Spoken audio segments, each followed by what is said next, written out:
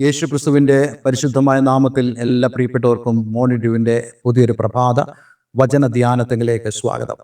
കഴിഞ്ഞ ദിവസങ്ങളിൽ നമുക്ക് വളരെ അനുഗ്രഹിക്കപ്പെട്ട ആത്മീക വചനചിന്ത അതേ ഉൽപ്പത്തി പുസ്തകം 12-ാം അധ്യായം അതിൻ്റെ 1-ാം വാക്യത്തിൽ നിന്നും ചിന്തിപ്പാൻ തക്കോണം ദൈവം നമ്മെ സഹായിച്ചല്ലോ. ഇന്നും നമ്മൾ ആ ഒരു വാക്യവുമായി ബന്ധപ്പെട്ട് തന്നെയുള്ള ആത്മീകമായ ചിന്തയിലേക്കാണ് പ്രവേശിക്കാൻ ആഗ്രഹിക്കുന്നത്. നമുക്കെല്ലാവർക്കും അറിയാവുന്ന പോലെ വിശ്വാസികളുടെ പിതാവ് എന്ന് വിളിക്കപ്പെടുന്നതായ, ദൈവത്തിൻ്റെ സ്നേഹിതൻ എന്ന് വിളിക്കപ്പെടുന്നതായ അബ്രഹാമിനെ കുറിച്ചുള്ള ചിന്തകളാണ് നമ്മൾ ഈ ദിവസങ്ങൾ ചിന്തിക്കുന്നത്. അതിൽ തന്നെ നമ്മൾ മനസ്സിലാക്കേണ്ട ഒരു വളരെ പ്രധാനപ്പെട്ട കാര്യം, ദൈവം എങ്ങനെയാണ് ദൈവത്തിൽ വിശ്വാസം അർപ്പിക്കുന്നതായ, അതേ ദൈവത്തെ അനുസരിക്കുന്നതായ ഒരു വ്യക്തിയോട് ദൈവം ഇടപെടുന്നത്, ദൈവത്തിൻ്റെ വിളിയും ദൈവത്തിൻ്റെ വാഗ്ദത്തവും എപ്രകാരമാണ് എന്നുള്ളതൊക്കെയാണ് നമ്മൾ ഈ ദിവസങ്ങളിൽ പരിശോധിക്കുവാൻ ആഗ്രഹിക്കുന്നത്.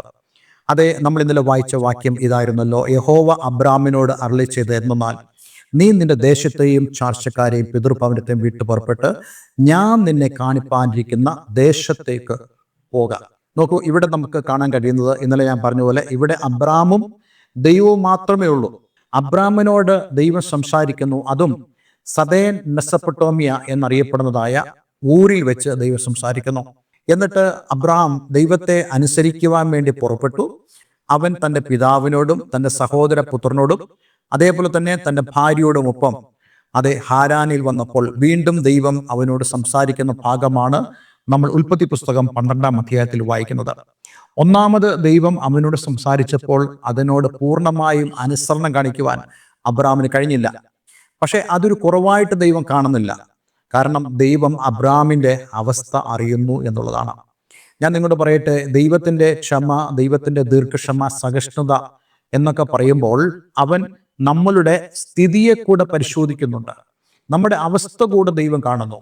അതുകൊണ്ട് തന്നെ ദൈവം വീണ്ടും അബ്രഹാമിനോട് പറയുന്നു, നീ നിന്റെ ദേശത്തെയും ചാർച്ചക്കാരെയും പിതൃഭവനത്തെയും വിട്ടു പുറപ്പെട്ട് ഞാൻ നിന്നെ കാണിപ്പാനിരിക്കുന്ന ദേശത്തേക്ക് പോക എന്നുള്ളത്. അതേപോലെ തന്നെ ദൈവം നമ്മളോടും അങ്ങനെ തന്നെയാണ് ഇടപെടുന്നത്. ഞാൻ ഇത്തരുണത്തിൽ കർത്താവ് ഒരു അന്ധനെ സൗഖ്യമാക്കിയിട്ട് അവനോട് ചോദിക്കുന്നുണ്ട്, നീ വല്ലതും കാണുന്നുണ്ടോ? അപ്പോൾ അവൻ പറഞ്ഞ കാര്യം, ഞാൻ കാണുന്നുണ്ട്, പക്ഷേ ഞാൻ മനുഷ്യനെ മരങ്ങൾ പോലെ കാണുന്നു. അവൻ സൗഖ്യമാകുമെന്ന് വിശ്വാസമുണ്ട്, പക്ഷെ അവൻ്റെ കാഴ്ച അവൻ തന്നെ പറയുന്നു, ഞാൻ ശരിയാവണ്ണമല്ല കാണുന്നത്. അതിനുശേഷം യേശു എന്താണ് ചെയ്യുന്നത്? യേശു വീണ്ടും അവൻ്റെ മേൽ കൈവച്ച് അവനെ പൂർണ്ണമായ സൗഖ്യത്തിലേക്ക് വഴി നടത്തുവാനിടയായി തീർന്നു. ഞാൻ നിങ്ങളോട് പറയട്ടെ, നമ്മുടെ ജീവിതത്തിൽ ധാരാളം കുറവുകളുണ്ട്. അതൊക്കെ നമ്മുടെ ജീവിത സാഹചര്യങ്ങൾ, നമ്മുടെ അവസ്ഥകൾ, നമ്മുടെ ശാരീരികമായിട്ടുള്ള ബുദ്ധിമുട്ടുകൾ ഇതുകൊണ്ടൊക്കെ ആയിരിക്കാം. പക്ഷേ ദൈവം നമ്മളോട് കരുണയുള്ളവനാണ്. അവൻ നമ്മളോട് സഹിഷ്ണുത കാണിക്കുന്നു, അവൻ നമ്മോട് ദീർഘക്ഷമ കാണിക്കുന്നു. അതേപോലെ തന്നെയാണ് ഇവിടെ അബ്രാമിനോട് ദൈവം കാണിക്കുന്നത്. വീണ്ടും ദൈവം അബ്രാമിനെ വിളിക്കുന്നു. നോക്കൂ, ആ വിളിയുടെ പ്രത്യേകത എന്താ?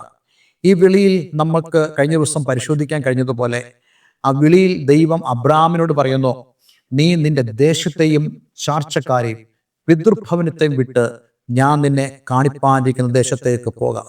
കാണിപ്പാനിരിക്കുന്ന എന്ന് മാത്രമേ പറഞ്ഞുള്ളൂ, ദൈവം കാണിച്ചില്ല. എവിടേക്കെന്ന് നീ ചോദിക്കേണ്ട എന്നുള്ള ഒരർത്ഥം കൂടെ ഇവിടെയുണ്ട്. ഞാൻ ഇന്നലെ പറഞ്ഞല്ലോ, അവിശ്വാസം പലപ്പോഴും നമ്മളെ ചോദ്യങ്ങൾ ചോദിക്കാൻ പ്രേരിപ്പിക്കും. പല ചോദ്യങ്ങൾ, ദൈവമേ ഞാൻ എന്തായി തീരും? ഇങ്ങനെ പോയാൽ എൻ്റെ മക്കളുടെ സ്ഥിതി എന്തായി മാറും? എൻ്റെ കുടുംബത്തിൻ്റെ സ്ഥിതി എന്തായി മാറും? എൻ്റെ മിനിസ്ട്രിയുടെ അവസ്ഥ എന്തായി മാറും? എൻ്റെ കമ്പനിയുടെ, എൻ്റെ ബിസിനസ് സ്ഥാപനത്തിൻ്റെ അവസ്ഥ എന്തായി തീരും എന്നൊക്കെ നമ്മൾ ചിന്തിക്കാറില്ലേ? പക്ഷേ ഞാൻ നിങ്ങളോട് പറയട്ടെ, ഇങ്ങനെയുള്ള ചിന്തകളെല്ലാം തന്നെ നമ്മുടെ ജീവിതത്തിലുള്ള അവിശ്വാസത്തിൻ്റെ വിത്തുകളാണ്. നമ്മൾ ഇങ്ങനെ ചോദ്യങ്ങൾ ചോദിക്കാൻ പാടില്ല. എന്തിനെന്ന് ഞാൻ ചോദിക്കില്ല, എല്ലാം എൻ്റെ നന്മയ്ക്കായെന്ന് ഞാൻ അറിയുന്നു എന്ന് അതേ പാട്ടുകാരൻ പറയുന്ന പോലെ ചോദിക്കുവാൻ നമുക്ക് അവകാശമില്ല. കാരണം നമ്മെക്കാളും ഉപരിയായിട്ടുള്ള പദ്ധതികൾ ദൈവത്തിനുള്ളത് കൊണ്ട് നമുക്ക് ദൈവത്തെ വിശ്വസിക്കാൻ കഴിയണം. അബ്രഹാമിൻ്റെ പ്രത്യേകത, അബ്രഹാമിന് ദൈവത്തെ വിശ്വസിക്കാൻ കഴിഞ്ഞു എന്നുള്ളതാണ്. ഞാൻ ഈ ഒരു അധ്യായങ്ങളൊക്കെ പരിശോധിച്ചപ്പോൾ ഉൽപ്പത്തി പുസ്തകം 11-ാം അധ്യായം, അതായത് ഈ ഒരു 12-ാം അധ്യായത്തിന് മുമ്പുള്ള അധ്യായത്തിൽ നമുക്ക് കാണുവാൻ കഴിയുന്നത് മനുഷ്യന്റെ പദ്ധതികളാണ്. എന്നാൽ 12-ാം അധ്യായത്തിൽ നമുക്ക് കാണാൻ സാധിക്കുന്നത് ദൈവത്തിന്റെ പദ്ധതികളാണ്. 11-ാം അധ്യായത്തിൽ മനുഷ്യന്റെ പദ്ധതികളെല്ലാം അമ്പേ പരാജയപ്പെട്ടു പോയപ്പോൾ, അവന്റെ ഭാഷ പോലെ കലങ്ങിപ്പോയപ്പോൾ 12-ാം അധ്യായത്തിലേക്ക് വരുമ്പോൾ ദൈവത്തിൻ്റെ പദ്ധതികൾ ദൈവം വിശ്വസിക്കുന്നതിന് വേണ്ടി വെളിപ്പെടുത്തുന്നു എന്നുള്ളതാണ്. അതെ, വിശ്വസിക്കുന്നവർക്ക് ദൈവം തൻ്റെ പദ്ധതികൾ വെളിപ്പെടുത്തും. Not man's plan. മനുഷ്യന്റെ പദ്ധതികളല്ല, ദൈവത്തിൻ്റെ പദ്ധതി തന്നെ ദൈവം വെളിപ്പെടുത്തുവാനിടയായി തീരും. ഇന്ന് നിങ്ങൾ വിശ്വസിക്കുന്നുണ്ടോ നിങ്ങൾക്ക് വേണ്ടി ദൈവത്തിൻ്റെ പദ്ധതികൾ ഉണ്ട് എന്നുള്ളത്? ആർക്കു വേണ്ടിയാണ് ദൈവം പദ്ധതികൾ വെളിപ്പെടുത്തുന്നത്? വിശ്വസിക്കുന്നവർക്ക് വേണ്ടി. ഞാൻ കഴിഞ്ഞ ദിവസം നിങ്ങളോട് പറഞ്ഞല്ലോ, അബ്രഹാമിനെ ദൈവം അറിയുന്നത് തൻ്റെ ജനനത്തിന് ശേഷമല്ല, മറിച്ച് ലോകസ്ഥാപനത്തിന് മുമ്പ് തന്നെ ദൈവം അബ്രഹാമിനെ അറിഞ്ഞതാണ്.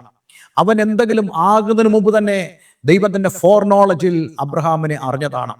അതുകൊണ്ട് ദൈവം തൻ്റെ പദ്ധതി വെളിപ്പെടുത്തുവാൻ അബ്രഹാമിന്റെ അടുക്കിലേക്ക് വരുമ്പോൾ ദൈവം അബ്രഹാമിൽ നിന്നും ആവശ്യപ്പെടുന്ന ഒരേ ഒരു കാര്യമേ ഉള്ളൂ, അതെ, വിശ്വാസം. ആ വിശ്വാസത്തോടുകൂടെ ചേർന്ന് തന്നെയാണ് അനുസരണം കടന്നു വരുന്നത്. അതെ, അബ്രഹാമിന്റെ ജീവിതത്തിൽ നമുക്കിത് രണ്ടും കാണുവാൻ കഴിയുന്നുണ്ട്. അപ്പോസ്തലനായ പൗലോസ് എഴുതിയ ഗലാത്യ ലേഖനം 3-ാം അധ്യായം 6-7 വാക്യങ്ങൾ നമ്മൾ വായിക്കുമ്പോൾ അവിടെ ഇങ്ങനെ വായിക്കാൻ കഴിയുന്നുണ്ട്: അബ്രഹാം ദൈവത്തിൽ വിശ്വസിച്ചു, അതവനെ നീതിയായി കണക്കിട്ടു എന്നുണ്ടല്ലോ. അതുകൊണ്ട് വിശ്വാസികൾ അത്രേ അബ്രഹാമിന്റെ മക്കൾ എന്ന് അറിവീൻ. അതായത് അബ്രഹാം തൻ്റെ ജീവിതം കൊണ്ട് എന്താണ് നമ്മളെ വെളിപ്പെടുത്തിയത്? ദൈവത്തിൽ വിശ്വസിക്കുന്ന നിമിത്തം ദൈവത്തിന് നീതി എങ്ങനെ കണക്കിടുന്നു എന്നുള്ളത് അബ്രഹാം നമ്മെ വെളിപ്പെടുത്തുന്നു. നമുക്കെല്ലാം വേണ്ടത് ദൈവത്തിന് നീതിയാണ്. എന്താണ് ദൈവത്തിന് നീതി എന്ന് പറയുന്നത്? മനുഷ്യന്റെ വിശ്വസ്തതയ്ക്കനുസരിച്ച്, അതേ, മനുഷ്യന്റെ വിശ്വാസത്തിന് അനുസരിച്ച്, അതിന് അനുപ്രേരകമായി ദൈവം തൻ്റെ മഹത്വം, ദൈവം തൻ്റെ പ്രവൃത്തി നമ്മളിൽ വെളിപ്പെടുത്തുന്നതാണ് ദൈവത്തിൻ്റെ നീതി എന്ന് പറയുന്നത്. നമ്മൾ സാധാരണയായിട്ട് ആളുകൾ പറയുന്നത് കേൾക്കാറില്ലേ? അതെ, ഞങ്ങൾക്ക് നീതി വേണം. അതായത് ഗവൺമെന്റ് ഞങ്ങൾക്ക് നീതി തന്നേ മതിയാവുകയുള്ളൂ. ഞങ്ങൾ അർഹിക്കുന്നൊരു നീതിയുണ്ട്, പക്ഷേ ആ നീതി ലഭിക്കണമെങ്കിൽ നമ്മൾ വിശ്വസ്തരായിരിക്കണം. നമ്മൾ ഗവൺമെന്റുമായി ബന്ധപ്പെട്ട കാര്യങ്ങൾ ചെയ്തേ മതിയാകത്തുള്ളൂ. നമ്മുടെ നാട്ടിലൊക്കെ ജോലി സ്ഥാപനങ്ങളിലൊക്കെ ആൾക്കാർ പോയി ജോലി ചെയ്യാറില്ലേ? ഓരോ സ്ഥലങ്ങളിൽ ചെല്ലുമ്പോഴും നമുക്കെല്ലാവർക്കും അറിയാവുന്ന പോലെ പഞ്ചിങ് ഉണ്ട്. നമ്മൾ ആ സ്ഥാപനത്തിലേക്ക് കയറുമ്പോൾ ഒരു പഞ്ചിങ് മെഷീൻ ഉണ്ട്. ആ പഞ്ചിങ് മെഷീൻ്റെ മുന്നിൽ ചെന്ന് നമ്മുടെ ഫേസ് ഐഡന്റിഫൈ ചെയ്യുകയും അവിടെ എൻട്രി ചെയ്യേണ്ട കാര്യങ്ങൾ അവിടെ എൻട്രി ചെയ്ത് കഴിയുമ്പോൾ നമ്മളവിടെ പ്രസൻ്റായി, നമ്മുടെ പ്രസന്റ് അവിടെ റെക്കോർഡായി. എന്നാൽ ഒരു മാസം കഴിഞ്ഞപ്പോൾ ശമ്പളം ലഭിക്കേണ്ടത് ആ സമയത്ത് നമുക്ക് സാധാരണ ലഭിക്കുന്ന ശമ്പളം ലഭിച്ചില്ല. അപ്പോൾ നമ്മൾ പറയുന്നു, എനിക്ക് ഈ മാസത്തെ ശമ്പളം പൂർണ്ണമായി ലഭിച്ചില്ല. അപ്പോൾ അതുമായി ബന്ധപ്പെട്ട ഉദ്യോഗസ്ഥൻ പറയുന്നു, നോക്കൂ, നീ ഏതാണ്ട് 10 ദിവസത്തോളം ആബ്സെന്റ് ആയില്ലേ, അതുകൊണ്ടാണ് നിനക്ക് ശമ്പളം കുറഞ്ഞു പോയത്. അപ്പോൾ ആ വ്യക്തി പറയുകയാണെന്നിരിക്കട്ടെ, എനിക്ക് നീതി വേണം. അപ്പോൾ ആ ഉദ്യോഗസ്ഥൻ പറയും, എവിടുന്ന് നീതി? നീ 10 ദിവസം ആബ്സെന്റ് ആയതുകൊണ്ട് ആ ആബ്സെന്റ് ആയ വ്യക്തിക്ക് ശമ്പളം കൊടുക്കരുത് എന്നുള്ളത് എൻ്റെ നീതിയാണ്. എന്നാൽ നീ പ്രസന്റ് ആണെങ്കിൽ ശമ്പളം കൊടുക്കുക എന്നുള്ളത് എൻ്റെ നീതിയാണ്. ആ നീതി ഞാൻ വെളിപ്പെടുത്തുക തന്നെ ചെയ്യും. ഇതേപോലെ തന്നെയാണ് ദൈവവുമായിട്ടുള്ള ബന്ധത്തിൽ നമ്മൾ എന്തെങ്കിലും പ്രവർത്തിച്ച് നീതീകരണം പ്രാപിക്കുക എന്നുള്ളതല്ല ദൈവം നമ്മെക്കുറിച്ച് ആഗ്രഹിക്കുന്നത്. മറിച്ച് ദൈവം നമ്മളെക്കുറിച്ച് ആഗ്രഹിക്കുന്നത് വിശ്വസിക്കുക വഴി നീതി പ്രാപിക്കുക എന്നുള്ളതാണ്. ഇവിടെ അബ്രഹാം എന്തെങ്കിലും ചെയ്തിട്ടല്ല താൻ നീതീകരിക്കപ്പെടുന്നത്. മറ്റ് വേദഭാഗങ്ങളൊക്കെ നമുക്ക് കാണാൻ കഴിയുന്നുണ്ട്, അബ്രഹാമിന് നീതി കണക്കിട്ടത് വിശ്വാസത്താലാണ്, പ്രവൃത്തിയാലല്ല. അപ്പോൾ ദൈവം ഒരിക്കലും പ്രവൃത്തിക്കനുസരിച്ചല്ല നീതി കണക്കിടുന്നത്, മറിച്ച് വിശ്വാസത്തിനനുസരിച്ചാണ് ദൈവം നീതി കണക്കിടുന്നത്. ഇത് നമുക്ക് ലഭിക്കുന്നതായ ഒരു വലിയ ഭാഗ്യമാണ്. അത് ഏതൊരു വ്യക്തിക്കും ദൈവത്തിൽ വിശ്വസിക്കുക വഴി അവന് നീതി പ്രാപിക്കാൻ കഴിയും. അബ്രഹാം എന്താണ് ചെയ്തത്? അതല്ലേ നമ്മൾ ഗലാത്യ ലേഖനം 3-ാം അധ്യായം 6-ാം വാക്യത്തിൽ വായിച്ചത്? അബ്രഹാം ദൈവത്തിൽ വിശ്വസിച്ചു, അതവന് നീതിയായിട്ട് കണക്കിട്ടു. അപ്പോൾ ഈ വിശ്വസിക്കുക എന്ന് പറയുമ്പോൾ തന്നെ ആ വിശ്വാസത്തിന്റെ പ്രകടനം വരുന്നത്, എക്സ്പ്രഷൻ വരുന്നത് നമ്മുടെ അനുസരണത്തിലൂടെയാണ്. ശ്രദ്ധിക്കുക, അബ്രഹാം ഒരിക്കലും ഒരു വിശ്വാസവീരനായിട്ടല്ല ജനിച്ചത്, മറിച്ച് അബ്രഹാം ജനിച്ച ആ സമയം മുതൽ, അല്ല, ദൈവത്തെ അറിഞ്ഞ സമയം മുതൽ വിശ്വാസത്തിലും ദൈവത്തോടുള്ള അനുസരണത്തിലും വളർന്നു വന്നവനാണ്. നമ്മളും അതുപോലാണ് ആകേണ്ടത്. ശ്രദ്ധിക്കുക, ഒരാൾ പോലും വിശ്വാസവീരന്മാരായിട്ട് ജനിക്കുന്നില്ല. നമ്മളെല്ലാവരും തന്നെ അബ്രഹാമിനെ പോലെ വിശ്വാസത്തിലും അതേ അനുസരണത്തിലും വളർന്നു വരണമെന്ന് ദൈവം നമ്മെക്കുറിച്ച് ആഗ്രഹിക്കുന്നു. യേശുക്രിസ്തുവിന്റെ വളർച്ച പോലും വിശുദ്ധ ബൈബിളിൽ പ്രതിപാദിച്ചിരിക്കുന്നത് എങ്ങനെയാണ്? അവൻ ഓരോ ദിവസം ചെല്ലുന്തോറും വളർന്നു വളർന്നു വന്നു. അത് ആത്മീയമായിട്ടാണെങ്കിലും ശാരീരികമായിട്ടാണെങ്കിലും മാനസികമായിട്ടാണെങ്കിലും ദൈവത്തോടുള്ള പ്രസാദത്തിലാണെങ്കിലും വളർന്നു വന്നുവെന്ന് നമുക്ക് വിശുദ്ധ വേദപുസ്തകത്തിൽ കാണുവാൻ കഴിയുന്നുണ്ട്. അത് മനുഷ്യരോടാണെങ്കിലും ദൈവത്തോടാണെങ്കിലും അവൻ അങ്ങനെ വളർന്നു വന്നുവെന്ന് നമുക്ക് വിശുദ്ധ വേദപുസ്തകത്തിൽ കാണാൻ കഴിയുന്നുണ്ട്. അപ്പോൾ അങ്ങനെയാണെങ്കിൽ എന്നെ കേൾക്കുന്ന പ്രിയമുള്ളവരെ, ഇവിടെ നമ്മൾ കാണുന്ന പോലെ നമ്മൾ വിശ്വാസത്തിലും അതേ ദൈവത്തോടുള്ള അനുസരണത്തിലും വളർന്നു വരണം. വിശ്വസിക്കുന്നതായൊരു വ്യക്തി അതിന് അനുപ്രേരകമായി, അതിൻ്റെ എക്സ്പ്രഷനായി അവൻ അനുസരിക്കുന്നതായ പ്രവൃത്തികളുണ്ട്. ഇവിടെ അബ്രാഹാമിനോട് ദൈവം നീ നിന്റെ ദേശത്തെയും ചാർച്ചക്കാരെയും പിതൃഭവനത്തെയും വിട്ടു പുറപ്പെടുക എന്ന് പറയുമ്പോൾ അബ്രഹാം അത് അനുസരിച്ചു. അതിൻ്റെ ആദ്യത്തെ സ്റ്റെപ്പാണ് സദേൻ മെസൊപ്പൊട്ടോമിയയുടെ അതേ ആ ഊർ പട്ടണത്തിൽ നിന്നും അവൻ തൻ്റെ പിതാവിനോടും തൻ്റെ ഭാര്യയോടും തൻ്റെ സഹോദരപുത്രനോടൊപ്പം യാത്ര തിരിച്ച് ഹാരാനിൽ എത്തിയത്. ഹാരാനിൽ വെച്ച് പിതാവ് മരിച്ചപ്പോൾ വീണ്ടും ദൈവം അതേ വിളിയാൽ അബ്രാമിനെ വിളിക്കുന്നു. അബ്രാമേ, ഇത് പോരാ, നീ എന്നിൽ വിശ്വസിക്കണം, നിനക്കൊരു മാനസാന്തര സ്വഭാവം ഉണ്ടാകണം. അങ്ങനെയാണെങ്കിൽ തീർച്ചയായിട്ടും നീ ഞാൻ കാണിപ്പാനിരിക്കുന്ന ദേശത്തേക്ക് എത്തുവാനിടയായിത്തീരും. ഇവിടെ അബ്രാമിൽ നമുക്ക് കാണാൻ കഴിയുന്ന ഒരു പ്രധാനപ്പെട്ട കാര്യം, അബ്രാമിൽ നിന്നും ദൈവം പുതിയ സമീപനങ്ങൾ പ്രതീക്ഷിക്കുന്നു. പുതിയ സമീപനം എന്ന് പറയുമ്പോൾ ഞാനത് കുറച്ചുകൂടെ നിങ്ങൾക്ക് വിശദീകരിച്ചിരുവാൻ ആഗ്രഹിക്കുന്നുണ്ട്. മാനസാന്തര അനുഭവം. എന്താ മാനസാന്തര അനുഭവം? താൻ ദൈവത്തിൻ്റെ വിളി കേട്ട് ഇറങ്ങി പുറപ്പെട്ടു. പക്ഷെ ഹാനാനിൽ വന്നപ്പോൾ ഒരു പക്ഷേ ഞാൻ ഇങ്ങനെ വിശ്വസിക്കുന്നു, അബ്രാമിന് ചില കൺഫ്യൂഷൻസ് ഉണ്ടാകുക. എന്താണ്? തൻ്റെ പിതാവ് മരിച്ചു, അതേപോലെ തന്നെ തൻ്റെ പിതാവിൻ്റെ സ്വത്തുണ്ട്, അതിൻ്റെ അവകാശങ്ങളുണ്ട്, അതിൻ്റെ വിവിധമായ ക്രമീകരണങ്ങളുണ്ട്. ഇതെല്ലാം തന്നെ അബ്രാമിന് ദൈവത്തിൻ്റെ ആ ഒരു വിളിയെ അനുസരിക്കുവാൻ കഴിയാത്തതായ ഒരു അവസ്ഥയിലേക്ക് ഒരുപക്ഷെ അബ്രാം വന്നു കാണും. അപ്പോഴാണ് ദൈവം വീണ്ടും അബ്രാമിനോട് പറയുന്നത്, അബ്രാമേ, നീ നിന്റെ ദേശത്തെയും ചാർച്ചക്കാരെയും വിട്ട് ഞാൻ നിന്നെ കാണിപ്പാനിരിക്കുന്ന ദേശത്തേക്ക് പോകാം. ദൈവം ഒരു പുതിയ സമീപനം, മാനസാന്തരം അബ്രാമിൽ നിന്നും പ്രതീക്ഷിക്കുന്നു. നമ്മൾ ഇന്നും ദൈവം അതാണ് പ്രതീക്ഷിക്കുന്നത്. മെറ്റനോയ എന്നുള്ള മാനസാന്തരത്തിന്റെ ആ മൂലപദം വിശദമാക്കുന്നത് ദൈവത്തോടും മനുഷ്യരോടും നമ്മോട് തന്നെയുള്ള ഒരു പുതിയ സമീപനം. അതിൽ കൂടെ മാത്രമേ നമുക്ക് ദൈവത്തെ വിശ്വസിക്കുവാനും അനുസരിക്കുവാനും കഴിയത്തുള്ളൂ. അതേ, നമുക്ക് പുതിയ നിയമത്തിൽ സുവിശേഷത്തിൽ വായിക്കാൻ കഴിയുന്നുണ്ട്. മുടിയനായ പുത്രൻ, അവൻ തനിക്ക് വരേണ്ടതായ സ്വത്ത് അപ്പനോട് ചോദിച്ചു വാങ്ങിയിട്ട് അവൻ ദൂരദേശത്തേക്ക്, അതേ അപ്പന്റെ ഭവനം വിട്ട് ദൂരദേശത്തേക്ക് പോയി.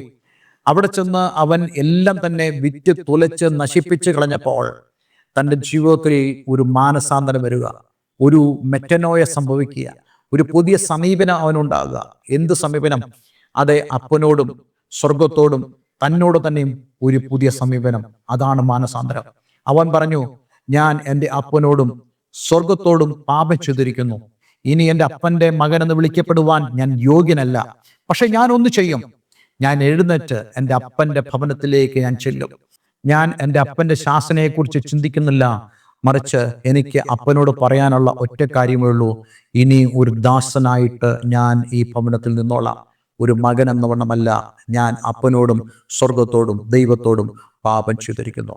നോക്കൂ, ഇതാണ് നമുക്ക് ആവശ്യം. അബ്രാമിന് അതുണ്ടായിരുന്നു. അതേ, ദൈവത്തോടും മനുഷ്യരോടും തന്നോട് തന്നെയും ഒരു പുതിയ സമീപനം. അതെ, നമുക്കും ഇതുണ്ടാകട്ടെ.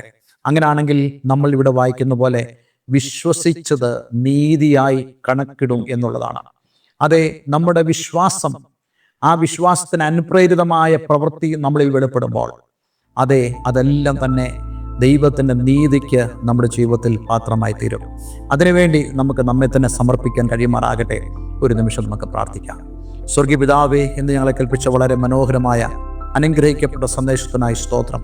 അബ്രഹാം ദൈവത്തിൽ വിശ്വസിച്ചു, അതവന് നീതിയായി കണക്കിട്ടു എന്നുള്ള ആ വളരെ അനുഗ്രഹിക്കപ്പെട്ട വേദഭാഗം ചിന്തിപ്പാൻ തക്കണം അങ്ങ് ഞങ്ങളെ സഹായിച്ചതിനായി സ്തോത്രം.